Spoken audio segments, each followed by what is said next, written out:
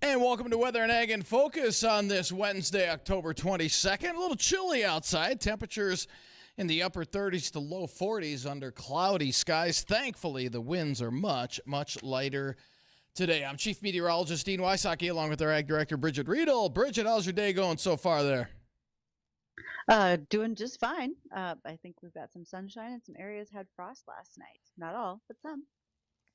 Yeah, we did. We had a little light frost here in the FM area. Had to scrape the windows off on the vehicle in the morning. But other than that, it's been a pretty quiet day, and we're expecting a pretty quiet day in terms of weather. Thankfully, we've got much, much lighter winds out there today, and that's going to more tolerable weather out there with temperatures a little bit below normal for this time of the year.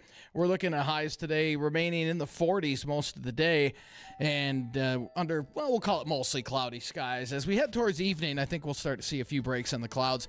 And then we'll turn partly cloudy overnight tonight with lows down into the 30-degree range, so probably a little more frost overnight tonight.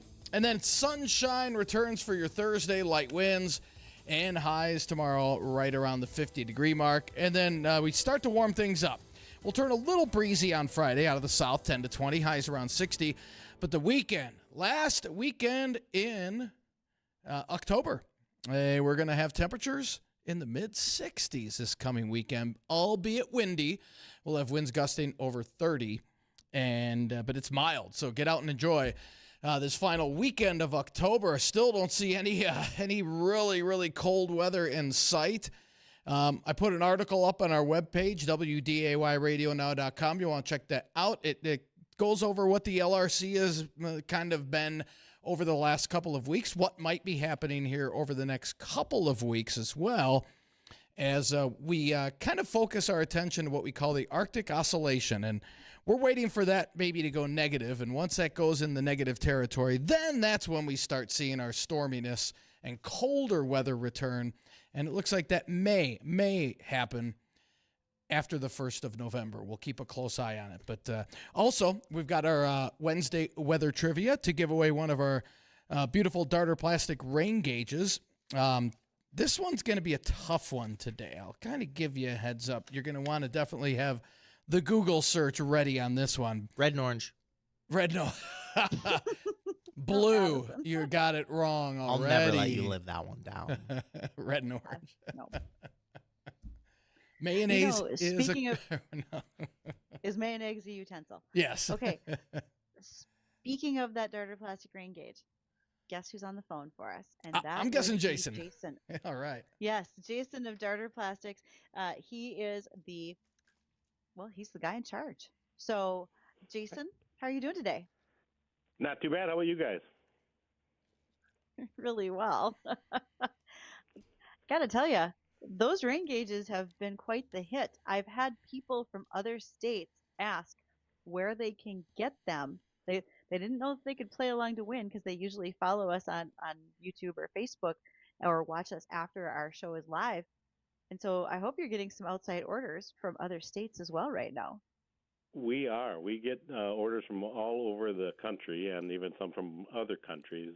Those are a little more difficult to fill, but you can get them at darterproducts.com. That's our website. We've got the rain gauge and a few other fishing items on there as well. And these could be used also, Jason, as you could take the tube out, which measures the rain, and you can actually use that to measure snowfall as well, correct? Yeah, so that change will be coming soon. I heard you just talking about that we're still staying warm, so it'll be rain for a while. But, yes, they can be converted over in the winter. People use them to measure snow. There's people all over the place that do weather spotting for the NOAA, and they use these rain gauges all over the country. Yeah, and these are certified by the National Weather Service, so that's why we tell everybody that wins these. They're from all over the area, and this really helps out the Weather Service when we can give pinpoint rainfall totals throughout the area for areas that don't have any reporting stations. This really helps the National Weather Service out, so that's always a good help. Always a good help.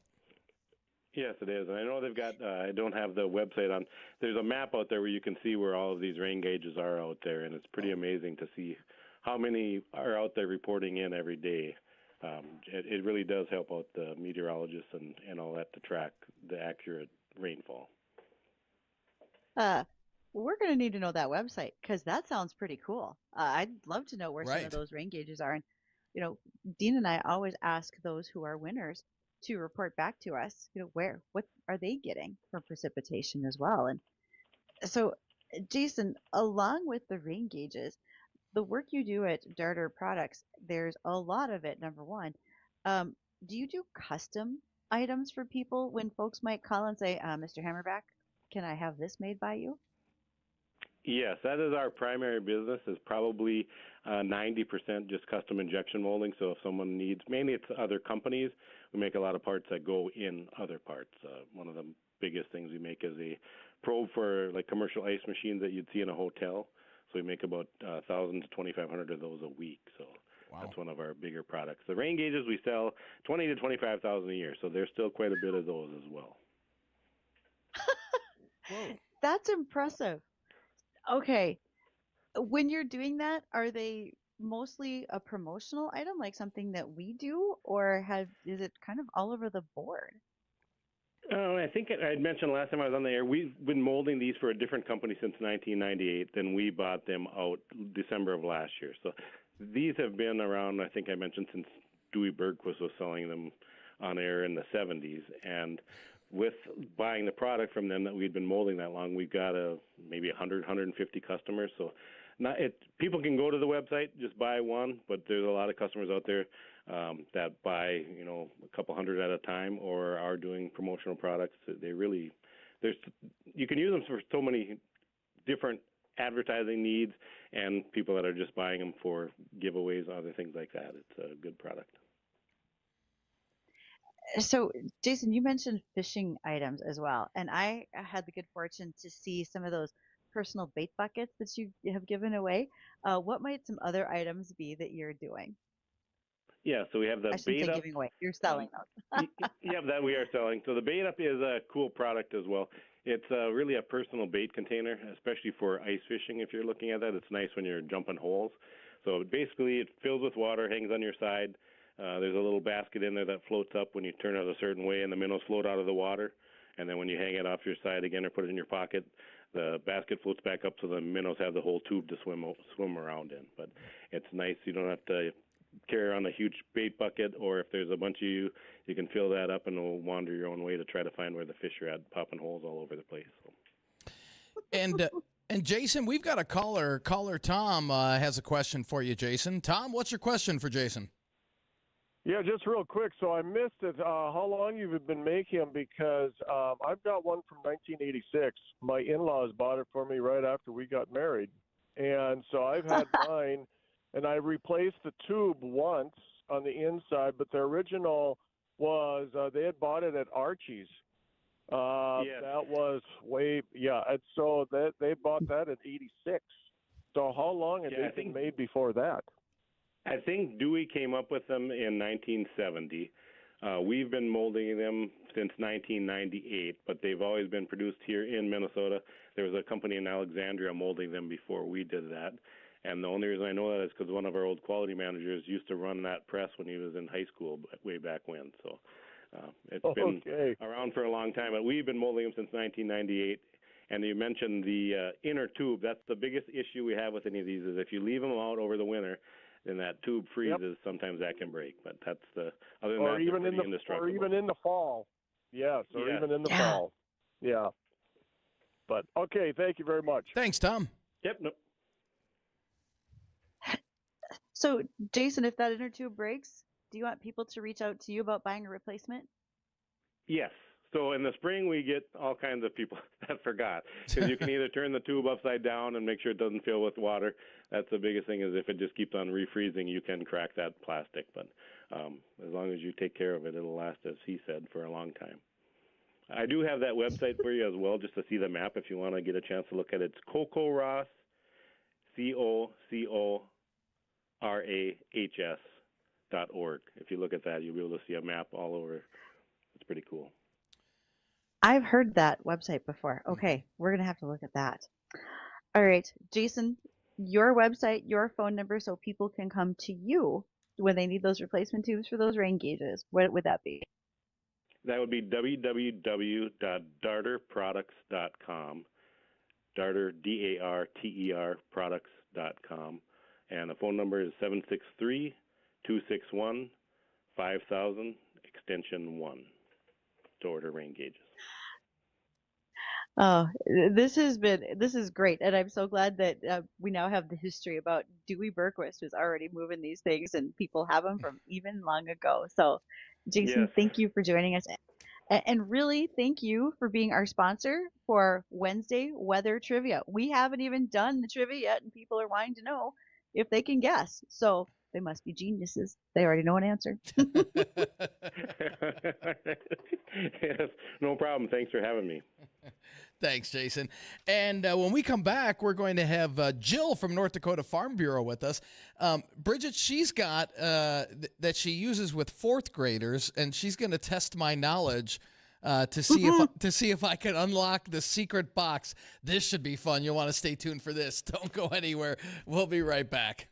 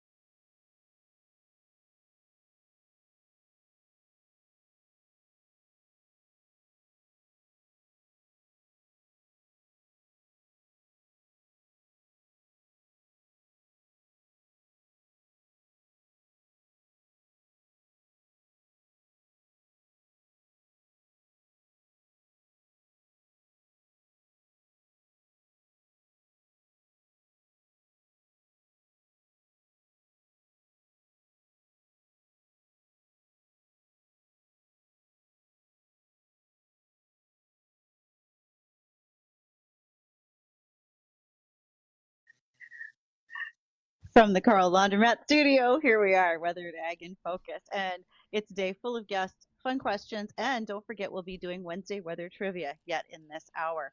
If you are considering getting some things cleaned up because, well, farming, it's dirty, well, take those shop towels, those shop rags, and certainly those shop rugs over there to the commercial facilities that they have at the Coral Laundromat. It is again at 3620 Veterans Boulevard. You can drop things off or take care of them while you're there in-house, so to speak. And it's Cybersecurity Month. Chris Sherman is looking forward to having you check out the fence check assessment on his website and then find out what needs you might have to make your cybersecurity for the farm or agribusiness even better. Reach out to Chris. Again, Tech Support Farm. While we go through the show today, you are always welcome to give us a phone call on the JLA Insurance phone line. That's what Jason Hammerback, our last guest, just did. And you can reach us at 701-293-9000. While you're watching, today would be the day to definitely be picking up the live stream. Facebook, YouTube, Acres TV. You get an opportunity to see if Dean can escape from all the agricultural questions that Jill Vigesaa brought for him. Jill is with North Dakota Farm Bureau. So, Dean, are you completely mystified by what's going on in there? Well, you know what? This is going to be fun because I am Miss Jill explained how this works. And, well, you know, I think there was a TV show, Smarter Than a Fifth Grader. This is smarter than a fourth grader. I've got to be smarter than a fourth grader today. So this should be very interesting. You feeling lucky at this point? Well, I've got my thinking cap on, so we'll see how it goes. Well, so Miss Jill, tell us a little bit about who you are, how you got involved in Farm Bureau, those types of things. Sure. Well, I'm Jill Vigesaa, and I have done continuing education for many years. So in other words, I taught teachers with a wonderful co-teacher, Ginger Dietz. And we went around the state and we did continuing ed, providing resources to teachers that help them connect their students to the world around them and basically to my passion, agriculture. And then after doing that for many years, I learned about these boxes. So it's kind of a little bit like an escape room, only I bring my locked boxes into the room, and the students have to solve clues based on agriculture to get into my boxes. Oh, this is going to be such a great challenge. Can you estimate how many classrooms you have been in over the years? Well, that would be tough over the years, but I've been lately, I think, reaching about 3,000 and some kids part-time through the school year. And it takes me in the classroom an hour anyway to do a program with the students. So I do that for the hour and then move on to another classroom. So I usually start out with the students asking them if they know what agriculture means.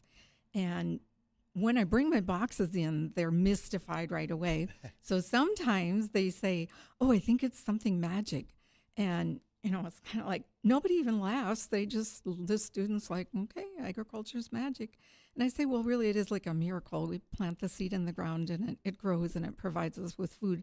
But we talk about how many people are in the world, how many people are in the United States, 340 some million. That's more than most of us can imagine. But I say, if you started meeting them one by one, you'd find out they're kind of like you and I. They probably enjoy eating, and given a choice, they're going to eat every day and probably several times a day. And then we talk about where does all the food come from that, you know, we eat every day? Well, the supermarket, that's yes, where. That's right. That's a common answer. And so then we talk about that farmers and ranchers are the start of our food chain. So our first challenge that we're going to have today deals with that agriculture cycle where the farmers and ranchers are the start of our food chain. They produce food. And of course, then I always have to ask them, who produces the food that feeds 340 some million, and what percent of our population are they? Well, typically it's over 25% is what they guess. You know what? I know the answer. Okay, it's less than 2% exactly. of the general population farms, and of that, Wow. like 98% of the 2% is a family farm, if that makes sense. Yes, wonderful. And so kids there, I love that look in their eyes and they realize less than 2%, And I say, yes, never before has such a small percent of people been responsible for feeding so many. And they're doing an awesome job. But there's a whole lot of careers and things that happen between the field and the fork. So they're going to learn about some of those while they're doing my challenge too. So we better get started if you're going to get in my boxes. Well, and so okay, hold on. Okay, good, because I'm already listing a whole line of questions that I'm going to have to make sure we get in before the end of our time today. So Jill has, let's say, 5 kind of cue cards here, from agriculture producer all the way down to the consumer. And Jill is like me. She likes to proofread stuff, right, Jill? And I am a spelling hound. If there's something misspelled, that drives me crazy. So explain how this works, Miss Jill. Okay. So they get a little box, just one little box. It is locked with a key lock. And so their first challenge is they get 5 cards that describe the ag cycle, starting with the producer and a processor, a distributor, a retailer, all the way to the consumer. They realize they got to put these cards in order, and then they have to read them. Well, I've misspelled one word on each card throughout this cycle, and when they correct that card, that misspelling, it will make a word. And So I'm going to read this off here. We've got time, don't we, Addison? Mm-hmm. We can go a little. Yeah. Yeah. So, all right, agriculture producer. Farmers, what they do. They prepare the land and plant seeds to grow crops. They must control weeds and pests. Okay, you misspelled they. It should be They. So the first letter is H. Okay. That's on card 1. All right, so we go from agriculture producer to processor. What do they do? Most of the products and grains from the farm must go through, okay, you spelled through wrong, must go through several changes to make something we can eat or use. This is the role of the processor. So through, you are missing an O. So we've got H, O. H-O. Okay. I'm taking notes over right. here diligently. Now we go to the distributor. What do? A distributor will sell and deliver products to retail stores and warehouses, restaurants, or other buyers. They often drive big semi-trucks. Often. You spelled often wrong. So O-F-T-E-M. It should be N. So H-O-N. H-O-N. Okay. I think I know what the word might be. All right. Retailer. It's 5 letters, right? Yep, 5 letters. Retailer. What do? A retailer sells products directly to the consumer. Supermarkets account for about 75% of all food store sales in the U.S. Supermarkets is spelled wrong. You missed the E. So H-O-N-E. I bet the last one's a Y. Watch it not be. The last one is consumer. What do? This is the last step in the process. When you make the purchase and bug the product, buy the product. There we go. Most Americans do not grow or produce their own food. So last one is Y. Honey. All right. Exactly. So I get a key. you get And why is honey important? Because North Dakota is number 1 in honey production. And as we learned last week when we talked to Rogan Tokash, who's at NDSU, Dr. Tokash, who's doing his research work in honeybee production for both commercial and backyard honeybee producers, he said we are more than double the next closest state in honey production. And the next closest state is South Dakota. Okay. And the diversity of crops here adds to the flavor of our honey. In the mystery box, there's a flashlight. What Flashlight? What does this represent, Miss Jill? Well, it's actually a black light. Oh, black. So okay. you get your new set of clue cards, and you're going to start working on a lock that has a series of up, down, right, left arrows. So using your clue cards, which now this challenge addresses, the form that I give them is a map of the United States, and it says U.S. selected significant climate anomalies and events. Big title. But I asked the students if they think that agriculture is affected by climate and weather. And Of course it is. Yes, I said, if you know a farmer, they're always talking about the weather. And so we go through some of the ideas of how we're impacted by that. And then this map shows different parts of the country and how climatologists are keeping track of significant or anomalies that are happening around the country, weather that's outside the normal. Oh, this So, is okay. When Jill and I first talked about doing this, she was like, I'm not sure we can do this on air. This is turning out to be great, Oh Jill. yeah. But we got to catch the news, and then we're going to be back to our Dean and I Smarter Than Fourth Graders. The challenge is not yet completed. We still have to do Wednesday weather trivia. It's going to be a great day on Weather and Ag in Focus. Be right back with us.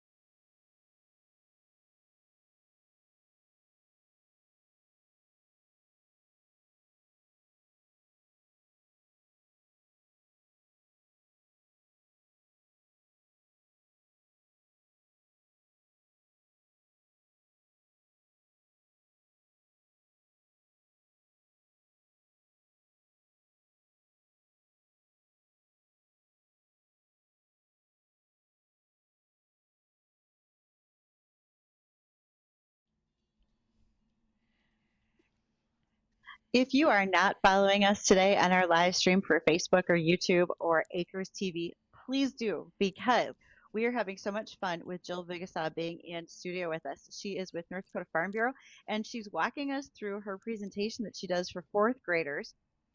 Dean and I are up to the challenge. So far, we're winning, but there's no guarantee what will happen by the time we're done today. Also, a really quick thank you to Peterson Farm Seed for the work that they have done with us on our Here We Grow project. Look forward to hearing from them in conjunction with our WDAY farm show that's going to be on November the 5th. That's Wednesday, November the 5th. And also thank you to Gowan USA. If you are finally getting your crop harvested and you need to do some burn down, look at them for Vita to blend that in with your tank mix it with your 2,4-Ds, your glyphosates, etc., to get some real good weed control while you're out there for mare's tail, kochia, and more. All right, what's our next step? Dean has a black light flashlight, like the first one he's ever had. He's using it as a strobe light right now. So what do we do next, Jill? What's up? Well, now he has his challenge to see if he can get into my lock that is a series of up, down, right, left arrows, 5 different arrows that he has to use this map of the United States, which talks about these different significant weather and climate things that are going on in our country. Yeah, so the first lock, we went from producer to supermarket. Now we're going through different agriculture seasons, and we've got rainy season. So on the map, I'm looking for something that has to deal with the rainy season. And is it a big cloud? We are looking at, okay, right here, Texas had its wettest year to date, an arrow pointing up. So the first combination would be an up arrow on the lockbox. Then we go to flooding, and here we go. Flash flooding in the southeast hit parts of states with highways washed out and rivers, and it gives the direction of the arrow there. Another agricultural climate is heat waves. So I'll look on the map here. The Pacific Northwest, an intense heat wave impacted the Northwest in late June, where temperatures exceeded 110. And the key there is the arrow to the right. And cold spells. So let's see here. Cold. Oh, in the Northeast, June daytime temperatures were below average across the Midwest and Northeast. And again, you have to use the black light here to get the clue, and the clue is arrow down. This is fun. I wish we had this when I was in 4th grade. The next one is drought. So let's find the map here where there was drought. And a heat wave. That I got that one wrong earlier. Intense heat wave. No, wait. Drought. Okay. Oh, I did get that one wrong. Oh, Jill. Here we go. Okay, it's in the Northern Plains. The contiguous U.S. drought footprint expanded to 25.9% arrow left. So if we go to the box here, let's hope. All right. Does it open up? This is going to be fun to watch. I don't know where Dean went, but everybody else is off camera right now, and they're all like working on this box that's somewhere in the studio to see if they can get the combination right. And for those of you who are listening, he got the box open. He so got we get to it. see what our next clue is. I got that one. And now we're on the last part, right, Jill? And the last one is also a map of the United States. And this one talks about farm resource regions. And so I want the kids to understand that in this great country of ours, we have a wide variety of types of climate and soils and so on that we can grow a huge variety of things right here in our country. And so these different regions of the country are color-coded, and that corresponds to their trying to get open a lock that is a series of 5 different colors. And clue cards that they get have sunflower growing on it. So now let's see if you can figure out what to do with these. Okay, so the first one here, this region of the U.S. has the most small farms, and they do not require as much technology as the vast farms of the heartland. And that would be, so we're going with the purple region or the red region. Can I guess? Yeah, sure. If I were to guess, I would guess it would be the northeast part of the U.S. would have much smaller farms. You are correct. Just based on urban development. Okay. Okay. So we went to the northeast. Okay. Okay. And This one. Okay, in the United States, what region is the most populous or has the most people living there and many dairy farms? Bridgette? So now we must go to the Pacific, to like California, to the west. And No. no? Nope. No. So Across the okay, country. my next greatest guess would be somewhere around like Wisconsin and so forth, because they've got some major cities with Chicago, Milwaukee, but we have a fairly high concentration of dairy farms there. Oh, it's actually the Northern Crescent, the most populous region. Like New York, Yep. some of those. The ones. Northeast. Oh, yes. Okay. I know, and I'm working without the map. I'm just guessing. Right. Right. Right. Right. Very See, much a disadvantage. I'm having a hard time with the map. I'll be honest with you. Okay, which region Okay, has so the Northeast. Yep, Northeast. Which region has the largest share of large farms? Only 8% of cropland, but 23% of the total production value in the U.S. So is that the West Coast because of how the high dollar crops, like in the San Joaquin Valley and so forth? It would be in the heartland. Most farms, 22%, highest value of production, and most cropland. Okay. So that would be like Iowa, Illinois, Missouri, Indiana. Okay. Okay. I did not hear all of those numbers. Got it. Okay. That's okay. Next. And the next one, the farm resource region with the most farms, the highest value of production, and the most acres of cropland. And that's the one we hit before, wasn't it? Yeah. Jill, and that is, let's see, the most acres of cropland. This one should have been the largest share of large farms. Oh, the largest share of farms. I'm sorry, that was the West Coast there. And the next Okay, got it. next one is the Heartland. And let's see, we've got which of the resource regions is known for coming in second in wheat, oats, barley, rice, and cotton? So like the Southeast, the Delta? Would that be the Delta for the Mississippi, Close. like Arkansas? Close. We're looking at southern Nebraska, Kansas, Oklahoma, down into Texas. Okay. Yeah. Okay. And last but not least, this region of the United States has the most small farms, and they do not require as much technology as the vast farms of the heartland. So the most small farms. Any guess? Was that the? Did we talk about that? As I like think the we talked Northeast about it. That was part on of the country? east. Yep, Yeah. that was on the east. Okay. So Okay. we got that. Let's unlock this. Okay. And for those of you who are listening, if you have missed any of this, you're going to want to go to our live stream again on Facebook, YouTube, Acres TV, see what we have been doing. But above all, by the time we're done today, Jill's going to need to tell us how we can get her in your classroom or maybe working with your homeschool group to bring agriculture to your fourth graders. Yeah. So I got the box open. Miss Jill, what is it? We've got a couple of ducks What in is that? there. We've got a whole plethora of things in there. Yes, Farm Bureau was good to me today, and they gave me some extra prizes just for you. So, but the other thing that it's in there, it's a honey stick, and I get these from A Touch of Honey in Linton, and they're flavored honey sticks. So most often I get root beer because kids love the root beer flavored ones. And there's the bookmark that talks about we're #1 in the production of honey, and then how important it is for many of our crops that we grow here that we have the honeybees. But yes, so when the kids get in these boxes, I tell you, they are so excited. I used to worry about what to put in the boxes, but it doesn't really matter that much because they just get so excited. And I can't tell you how many hugs I've had from 4th and 5th grade boys who come over and say, "That's the most fun I've ever had in school, Miss Jill." And they're like, "Can I give you a hug?" I'm having fun. This is great. So I just think I have the most fun job in the world, and I thank the Farm Bureau and the North Dakota Department of Agriculture. Egg in the Classroom also helps support me, as well as the Foster County Soil Conservation District.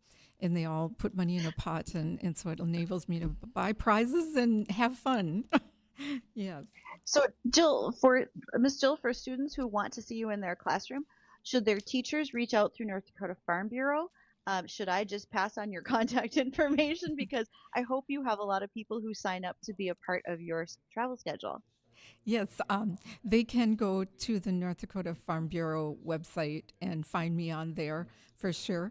And then I do typically put a calendar online that's a shared calendar, and then the teachers can go right to that and see where there's an open day. And I usually ask them to try and, schedule their whole school at the same time or as many classrooms to fill a day so that I don't drive somewhere and do one program or whatever. And teachers are really good about that. So. Oh, thank you so much for coming in today. This really worked out fabulously. Thank you for challenging us and not only talking about North Dakota ag, but ag around the U.S. So thanks for doing that with students. Miss Jill, thank you so much. Thank you so much. And funny about honey, I just had a tooth extracted, and they said this is one of the things, raw honey is one of the better things to put on there to help it heal. Nice. So yes. Great. Fantastic. Well, we were going to go to break here, Bridgette, but I think we're going to have a tough time with this weather trivia. So we're just going to continue and go to the end of the show because I think we're going to have a few callers to be able to get this. So today's weather trivia for our Darter plastic rain gauge. And to kind of put this in perspective, last year we ranked 4th for the least number of days below zero, where we had 18 days last year. Now, the least amount of days we've had below zero was back in 1987, where that year we only had 6 days below zero. Boy, that was a mild winter. I remember that was a big El Nino winter, I believe, in 87 across much of the U.S. So today's weather trivia question goes the opposite way. In Fargo, what is the longest stretch where the temperature never rose above zero? What's the longest stretch of days here in Fargo where the temperature never rose above zero? 701-293-9000 to win a Darter plastic rain gauge. Again, today's weather trivia question. What's the longest stretch here in Fargo where the temperature has never rose above zero? How many days? I'm pretty sure I lived those days, so my coveralls are bringing it right back to memory. This is well before your time, Bridgette. Oh, because I was going to say, these are days I remember being super cold doing chores as a kid. Right? So, all right. Yeah, so let's take line one. Caller, what's your name? Doug. Doug, what is your guess? What's the longest stretch where the temperature has never rose above zero here in Fargo? It's sad, but back in 1936, it was 37 days. All right. Now, I thought this would take a while. Come on. Now, how did you had that right off the bat. Right? Now, did you have Google help, or did you just knew that? I don't know. Is that Siri, Google, or one of them two? Okay. That's right. Yeah, 1936. 37 straight days below zero from January 15th through February 20th. Now, the longest, the longest streak of nighttime temps below zero was the same year, 1936, where we had 44 nights consecutively below zero and 36. Ouch. Ouch. So, well, congratulations, and we're gonna put you on hold. Addison, he's gonna get your information. Do you know where our station is at? I sure do, guys. I sure do. Perfect. Well, just we'll get your information and just swing by our station during normal business hours and pick up the rain gauge. Thank you very much. All right, congrats. Well, boy, that was quick, Bridgette. I thought for sure it would take a little longer for that one. But I want to point out that you guys said that was 1936. Mm-hmm. Homes were not nearly as insulated and well heated as they are now. Can you imagine that? Just fireplaces had to be going and From the time that I was a kid doing chores after school in the winter months until today, just the quality of clothing that has increased with my coveralls, my insulated boots. I mean, it was way worse in the 1930s for what they had for quality of clothing, and how people stayed warm and survived some of those winters on the Northern Plains is literally nothing short of amazing. Right. So, should we go to break there, Addison, real quick, and then come back, or do you want to just take it to the end of the show? Why don't we hit some ag topics, Bridgette, while Addison is getting all that info? Kind of a cool thing right here for us, and that is back in the pandemic when we had so much milk that we were out of place on, right? Because we knew that our logistics were not working out. We were having supply chain hiccups. There are a couple of professors at the University of Wisconsin in Platteville who had an idea. What they figured out is they could go to milk, they could extract the whey and the casein, and they can make a 3D fiber out of it so that now it's biodegradable. So we're literally taking a milk product and being able to use it to create, let's say, utensils or to-go containers. And they are biodegradable, so when they would wind up in a landfill, they will simply melt down like some of the biodegradable plastics that are out there. Oh, So wow. milk might be a whole different container in and of itself. Fantastic. Interesting. All right. Well, we want to thank everybody for joining us here today on Weather and Ag in Focus. Don't go anywhere. The Jay Thomas Show, that's coming up next.